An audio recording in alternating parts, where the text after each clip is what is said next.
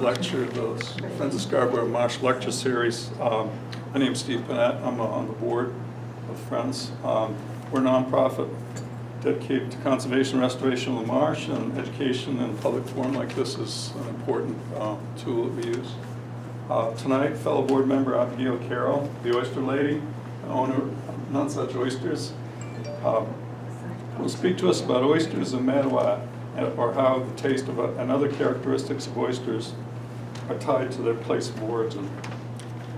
Why none such oysters raised in Scarborough River taste different from oysters raised in other coastal regions. Abigail will also shed some light on how she went from studying French literature and working international finance and consulting to get down and dirty as an oyster farmer and waterfront entrepreneur. You may also learn a little about French existentialism in the process. Please welcome Abby.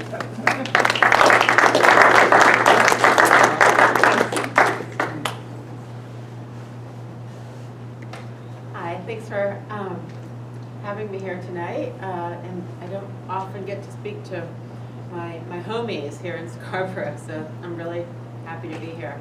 I just want to let you all know that your Scarborough River makes a wonderful oyster, and I'm very grateful for that. And I'm very grateful to the work of the Friends of Scarborough Marsh and the clam diggers and other people who are out there really supporting the local ecology out there and keeping the marsh a really healthy and happy environment for oysters and other shellfish. I have sort of put a bigger title here. It's a little heavier than the presentation really is, but I just wanted to sort of touch base on a bunch of these subjects. I'm also going to tell you a little bit about the leasing process and how it works, because I am in your neighborhood and I feel like that's a good thing for you all to be aware of. Here goes it. So, aquaculture, just basic. Aquaculture is basically the husbandry of marine organisms, just like farming, but we do it on the water. The hope when you engage in aquaculture, like farming rather than hunting and gathering, is that you would be able to produce more reliably than wild catch. I'm not sure if that's actually been the case so far with None Such. We've had a wild ride of ups and downs, but we are stabilizing. It takes a very long time to get to know a site, and we know our site very well by now. Sea farms produce jobs. We've got basically 5 people working full-time on my farm, and a few part-timers come in from time to time.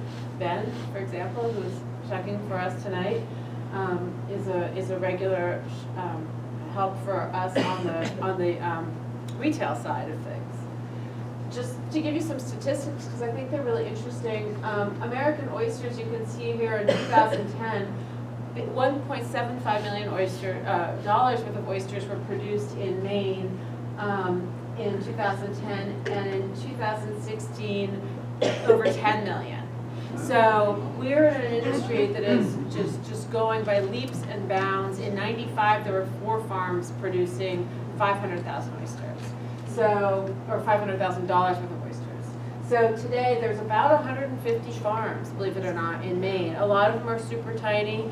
And there's a crazy number of lease applications like being processed right now. It is a little bit the Wild West. It's the gold rush in the oyster industry, and I'm afraid to say it's much better to be selling pans than panning for gold in the gold rush. But anyhow, there are 325 starter LPAs. A lot of those will just be people growing oysters in their backyard for themselves, but many of those are people starting out like I did 9 years ago, who are testing the waters in a specific location to see if that might produce a good oyster. What is an LPA? Oh, good question, I'm sorry. It's a starter little lease site. It's up to 400 square feet of water rights, and you can just farm on them, and they process them very rapidly because they want to be able to get people into the business very quickly if they're interested. So they're actually quite easy to get through the system. You don't need all the permissions that you would from a normal site, but they're 1-year leases and they are renewable, but they're very small. So you're not really making a big footprint like with the other types of leases. So why do we care about aquaculture today? And it's for a lot of really good reasons. There are more and more mouths to feed on the planet. By 2050, if population growth stays the same, we're going to have to literally double food production from where we are now. Over 80% of the arable land is farmed, and the ocean is most of the coverage of our planet. So we really need to think about how we can utilize the ocean. Ocean proteins, marine proteins, are actually the most dense proteins on the planet as well. So even from a health and nourishment perspective, seafood and farming seafood makes a lot of sense. Wild fisheries, as you know, have suffered all sorts of insult and injury. If it's not climate change, it's we have such great technology now that we can use for fishing that it's very easy to overfish areas. And I know we're all on board for trying to figure that puzzle out, but it's another reason why aquaculture is great. It's because we reap what we sow. There's also no water added. In an environment where we're more and more concerned today about how much water is left on the planet, this is a way of farming without adding extra water. We don't need it. Another reason is just stabilizing price. In the fishing industry, traditionally, you've got these boom and bust cycles. When there's no fish, the price of fish goes way up, and when there's a lot of fish, when there's no fish, the price is up, but there's no fish, so people are poor. And when there's a lot of fish, there's a lot of fish, but the price is low, so you're still poor. So you can't win in the wild fisheries, and the hope with aquaculture is that you'd be able to stabilize that. By the way, can everybody hear me? Yes. Okay. We also hopefully create jobs and a sense of community around us. That's something I've definitely seen at None Such. We've got like a garage off-site. We don't have any sort of place to welcome people other than on the water, but we welcome over 400 people a year on oyster farm tours on the water, which is pretty good for people that don't even have like a proper address. Most of the aquaculture sort of controversies are really about pen aquaculture, finfish aquaculture. A lot of these issues are sort of being worked out slowly, but it is going to take time for finfish aquaculture. For reasons that I'll state that I'm not going to go way in it, but.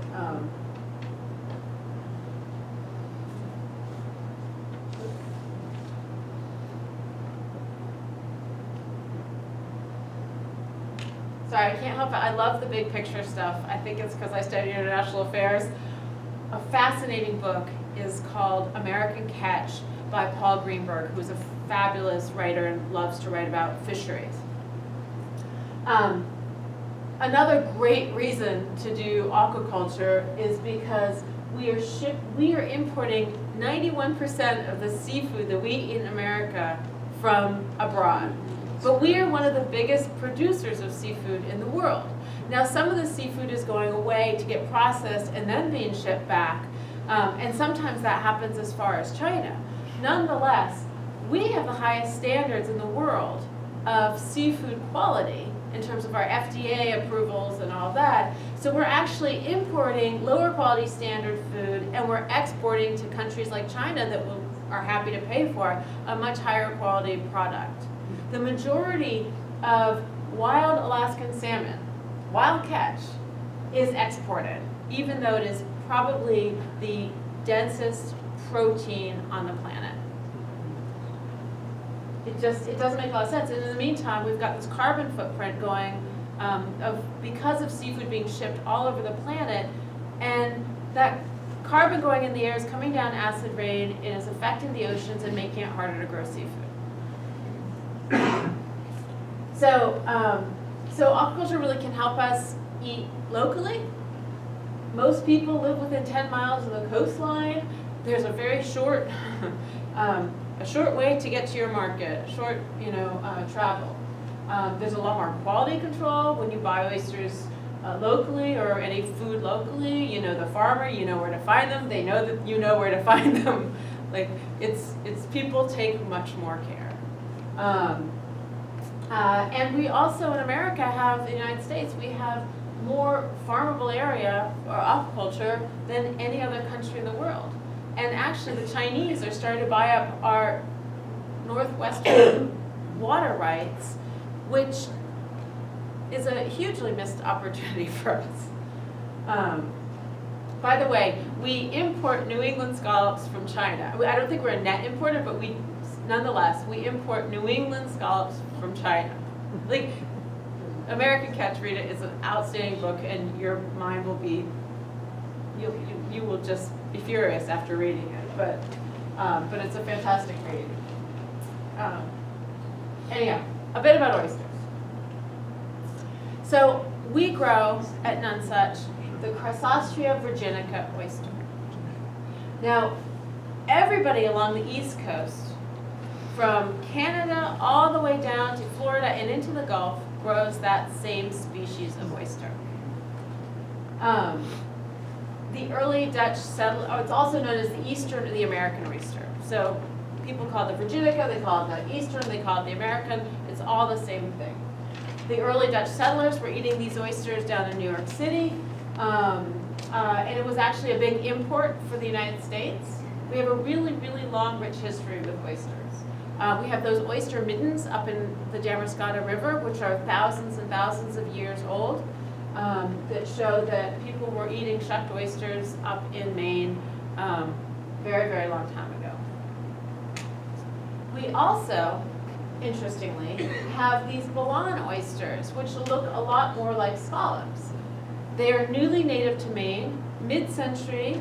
They were brought in by some French scientists, and they scattered the seed up and down the coast of Maine, and they've done quite well. Even in the Scarborough River, the Libby River, and all around our area, we have these pockets of these wild Boulogne oysters. Now, they are very, very briny, and they have a very metallic flavor to them. They are considered a luxury. In New York, people will pay $6 to eat one, but they are, I actually don't know too many people who actually like them, but they are considered a specialty. And they are notoriously complicated and hard to farm, which is why the French scientists brought the seed to the United States in the 50s, because if you know about the wine industry in France, the French grapes all died in the 20s, and they came back to the United States and brought grape plants to the United States to replant grapes in France. So it was the same idea in mind. They figured, well, if they all croak in France, we'll have a backup stock up in Maine. By the way, there is no way in the world you could now bring seed from a foreign country and go scatter it along the waters. That is not allowed. I can't bring seed from Cape Elizabeth and bring it to Scarborough, let alone bring it from some foreign water. So 100 and some years ago, everybody in New York City, wherever there's a hot dog stand now, there was an oyster stand. This was, again, a staple food in the United States. And then the sad story of oysters in New York City is that as the city population grew, people started putting their trash in the harbor and their human waste, and eventually the oysters just died. They couldn't survive there. So basically a huge export opportunity as well as a staple food was decimated by our own inattention to our water quality. And I'm going to get back to that in a little bit. Right now, actually. She looks so retro, it's hilarious, I just love it. Anyhow, so oysters are actually incredibly good for the environment. They're filter feeders, they can clean the water around them. They, in excess algae blooms like we've been seeing in Casco Bay this fall that have been so disruptive. If you have a ton of oysters out there, they can actually help filter through them. And they can keep the dissolved oxygen levels at the right levels for all these other marine creatures to live. They can slow erosion, they can help inhibit storm surge. The presence of the shells as they break down reduces ocean acidification. And while they're technically extinct today, however, because there are no longer enough of them wild in the planet to perform what their natural function really was, which was to do all these wonderful things. Basically, the negative effects of pollution have outpaced all the good they can do. Now, there are a few places in the world where this paradigm is switching, which takes us back to New York. I don't know if you've heard about the Billion Oyster Project in New York City, but they are putting 1 billion oysters down in that harbor and involving all the local schools, and it's a really fantastic organization. And I don't know if it's like 10 or 20 years they've been at it, but last spring they saw humpback whales in the New York City harbor. Basically, oysters, I can't remember the term for it, but they're the type of organism where if you establish oysters somewhere, all sorts of other marine life can come in because of the way they adjust the ecosystem. And so basically what happened in New York was it was super polluted. They put in enough oysters that they could fight against the pollution. You don't want to eat those oysters, by the way. But as the pollution started to ebb, the other marine life started coming back slowly and slowly. And it starts with smaller creatures, and then suddenly you've got these humpback whales. So they can be incredibly helpful and resourceful creatures. So a little bit how you get started.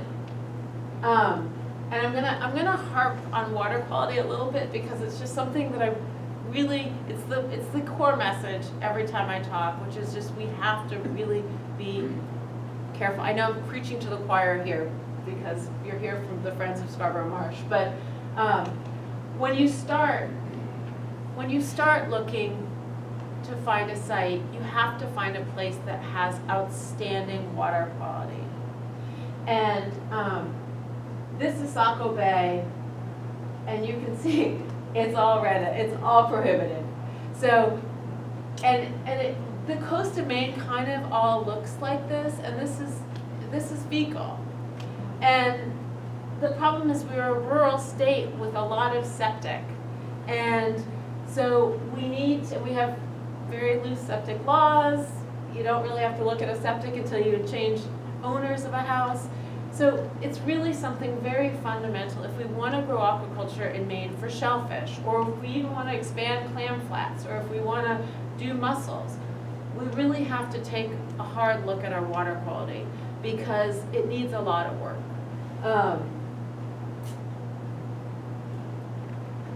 So in the Scarborough River, we have actually very high water quality. Again, we are talking about, for shellfish, it has to be extraordinarily high. You can go fish out in those waters because they don't process the water in the same way an oyster does. They don't absorb everything. But this is an old map. You can see it's 2012. But, right, you can see it says this area is currently open. Your local clam diggers are sort of pioneers in water quality. I've seen this at Bitterford Pool, and I've seen it in Scarborough. The Scarborough Shellfish Conservation Commission, which is part of it, has a mission from the city. They have a small budget of like $2,500 every year. A few years ago, they wanted to open that portion of closed shellfish area, and they tracked down the problem, the leakage. There was a leakage from a very specific source. It was an outhouse that nobody was using, that had been forgotten about, and they tracked down the owner, They bought him a compost for the camp that he didn't go to very much, I guess. And then they collectively went out and dug up the old outhouse. And then they called the DMR, and the DMR started a water quality testing campaign over 30 months, so it takes a while. But eventually they got that huge segment of the Scarborough Marsh open for clam digging. And these little local efforts are actually having huge impacts on the local opportunity in shellfish, as well as just the general health of our waterways. So these are problems that are solvable. We just need awareness, and we need the community to all kind of participate in this. In Biddeford Pool, it was a very similar situation, and it was a septic. And the owners were very happy about it, but they changed it, and then suddenly the whole pool was open to clam diggers. This is just, there's a lot of different permits. I'm not going to get too deep into the permits, but basically, you need everybody in God's permission to go into an area. You know, the harbor master, the public notice. The one thing that I have a sort of a bone to pick with the system right now is that once you set up, you really don't have a lot of say as to what happens around you. There's no method to bring in the aquaculturists into the conversation when there's, you know, construction work that could change our water quality, when there's dredging that could, you know, silt up the site, when there's, you know, other activity. So we kind of, the aquaculturist is there and they have a farm there, and actually a commercial fisherman has some more rights in those respects than we do. But it's kind of easier to move a boat than it is a farm. So the state has a lot of work still to do on laws that affect us and that such. So every year we buy baby oysters, which are called spat for a reason I have no idea why. It's the same thing with clam spat and mussel spat. All these little bivalves are called spat. If somebody knows that, feel free to tell me. So we buy them from a hatchery. They're really cute when you buy them really small. That was actually the outlier. Those were about 2 millimeters, and that was about, you know, he was the big one. We have a couple nurseries that we built over the years. This one I built over repurposed lobster tanks and 5-gallon buckets. Oyster farmers tinker a lot, and this was actually a beautiful system with cascading water, and I had that up at Biddeford Pool for a couple of years. And we also have an upweller here in Scarborough, which you can see it's attached to the pier. And these upwellers basically force water through a system, so you can put 1 million oysters in that system and get them to about 1/2 inch or even a little bit bigger. Force waters through these tanks, the oysters filter water, they feed, the more they feed, the faster they grow, and the sooner you can get them to gear on the farm where they're much more stable. And the other thing is the oysters just kind of pop. There's like, it's not doing a lot, and then there's an algae bloom, and then boom, they just, they grow in these like big spurts, and it can be quite remarkable. Typically those 2 millimeter oysters, by the way, are about 1 inch by the end of the summer. So it's huge. So there's many ways of growing them, and we use a little bit of everything. Floating bags is what we use for the larger seed we buy, because we buy bigger seed too in the summer, and we put it directly in these floating bags. And then we have to tend to those floating bags. I love that we sort of like train gondola boatsmen. If you don't maintain your bags, you get whole ecosystems growing in them very quickly. I asked a UNE student one summer, like, what his favorite part of working on the farm was. He said, oh, I love the dirty bags. I just love to see what's growing in there. Sometimes the very beautiful things grow on them. I don't know all their names. But we have historically had a huge mussel problem on our farm. The black things are little mussels, black and browns, and those are oysters, and you have to separate them. Mussels are a terrible predator on our farm, believe it or not. They don't have teeth, but they have beards, those byssal threads. Mussels are total sociopaths for many, many reasons, but they are evil. They don't want to eat the oyster and nourish themselves. They just want to win a battle for resources. They want to drink the water. So they will thrust their byssal byssal threads into a group of oysters, and one mussel can take out a handful of oysters, and they will clasp their shells shut and prohibit them from drinking.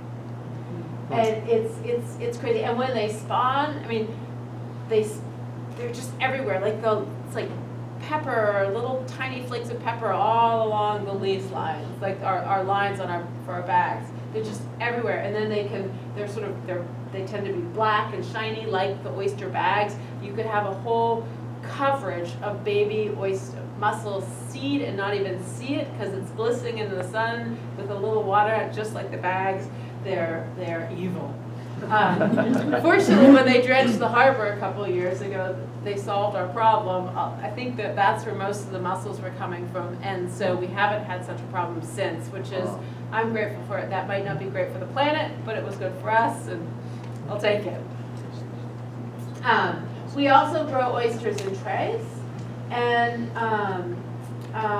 so the oysters that you ate tonight, well, I'm going to go into that.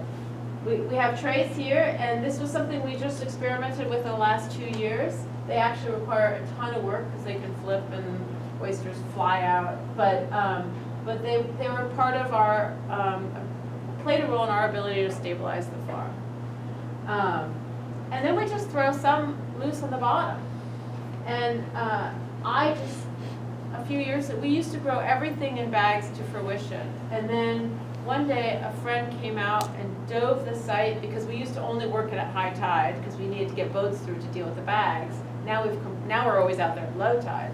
But a friend dove the site, and I was dealing with bags off the boat, and he came up from the bottom with these beautiful green oysters. Ours were bleach white out of the bags. But I knew those were our seed because I'd scooped the whole bottom of the site before we started farming there.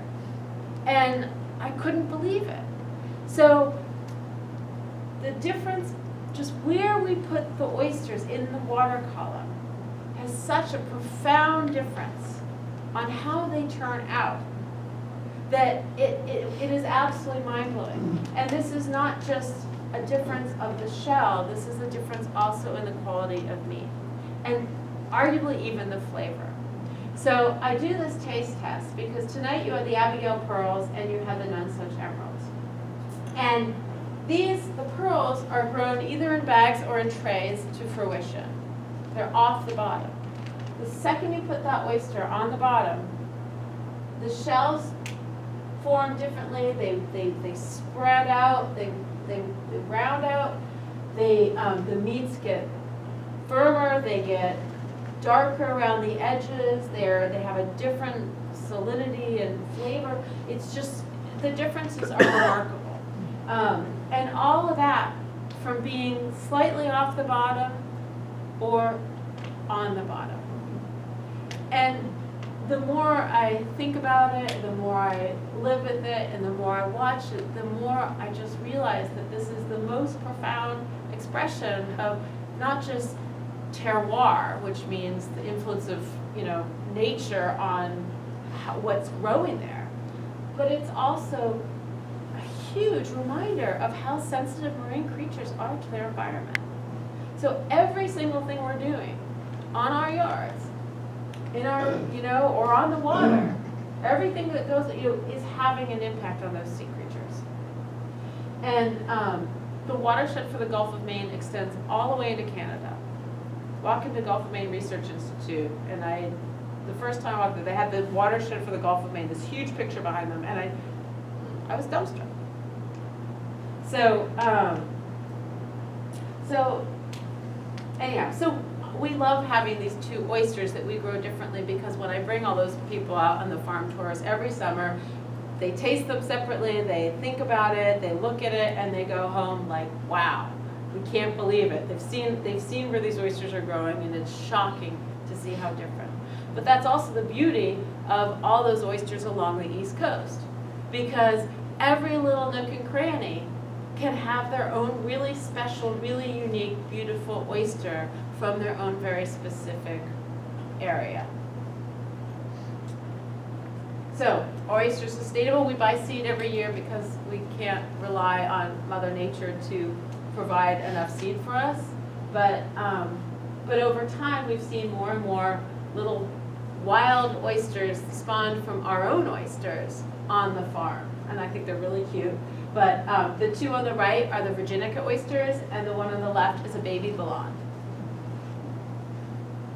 A little bit on the environment, we are seeing rising temperatures in the Gulf of Maine.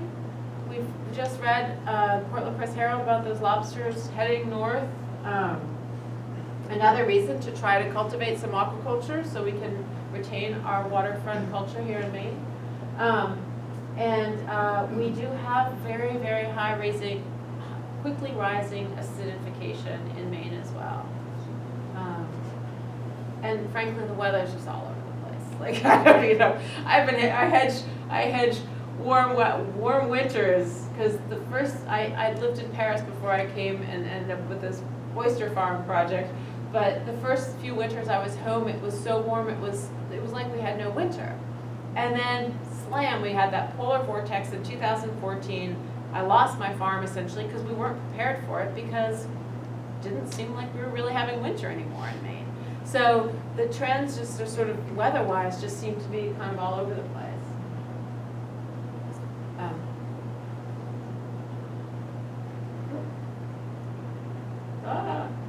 So some of the things that we think about on the farm, the carbon going into the air that we talked about, you know, storms, rising sea temperatures, acidification. Acidification creates, well, this may not actually be the result of acidification, but that oyster shell has all those little nooks and crannies, like little, it's not healthy. But this is what's happening. The acidification issue is making it hard for shells to form. So it's particularly bad for clams, because the clam diggers rely on wild seed, and the clams spawn into the water column. The clams settle on the surface, and then they need to dig down into the sand. But apparently, that's where some of the highest levels of acidification are, right where those clams need to go. And I know it's been hard on the mussel industry too, which is oysters not so much, because everybody relies on hatcheries, you know, a lab to make their baby oysters. Green crabs, that's a red one, but green crabs are a problem where we are. But they make really, really good stock, like fish stock.